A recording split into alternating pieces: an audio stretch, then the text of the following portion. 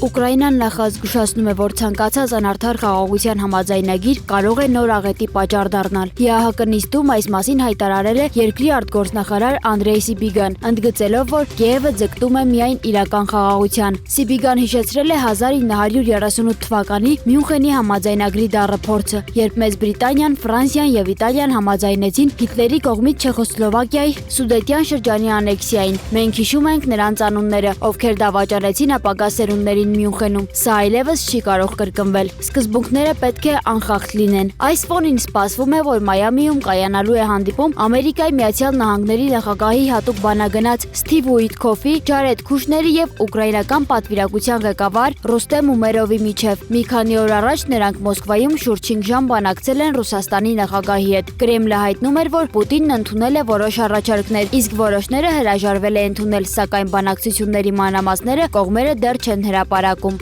Ռուսաստանը նախազգուշացնում է, որ եթե Բրյուսելն անօրինական գործողությունների դիմի Եվրոպայում սառեցված ռուսական ակտիվների նկատմամբ, ապա Մոսկվան շատ կոշտ պատասխան կտա դրան։ Լարվածության աճը հաջորդել է Եվրոպական հանձնաժողովի առաջարկին, ըստ որի սառեցված ռուսական ակտիվները կարող են օգտագործվել Ուկրաինային վարկ տրամադրելու համար։ Դրա մարման պատասխանատվությունը հետագայում կկրի Կիևը, եթե Ռուսաստանը չփոխհատուցի պատերազմի պատճառած վնասները։ Հիմնական մտահոգությունը ներկայացրել է Բելգիան, որտեղ կենտրոնացված է ռուսական ակտիվների ամենամեծ հատվածը։ Բրյուսելում վախենում են, որ Մոսկվայի հնարավոր դատական գործընթացների դեպքում երկիրը կարող է բարձր իրավական ռիսկեր կրելով մնալ մենակ։ Եվրահանձնաժողովի նախագահը սակայն վստահեցնում է, որ պատրաստ է տրամադրել անհրաժեշտ երաշխիքներ։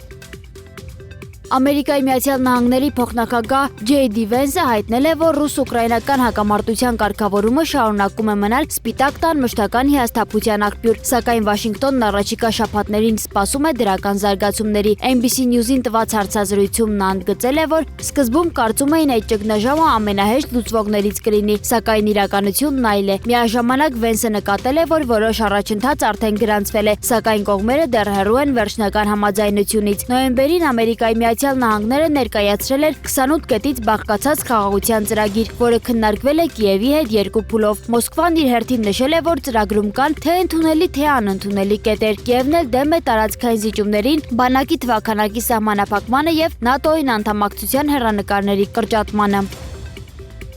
Ռուսաստանի նախագահ Վլադիմիր Պուտինը հայտնել է, որ ամերիկյան մի շարք ընկերություններ ցանկանում են վերադառնալ ռուսական շուկա։ Այս մասին India Today-ին տված հարցազրույցում հայտնել է Ռուսաստանի նախագահ Վլադիմիր Պուտինը։ Նրա խոսքով ամերիկյան բիզնես շրջանակները սպասում են խնդրի կարգավորմանը, դրանից հետո պատրաստ են վերսկսել իրենց գործողությունները Ռուսաստանում։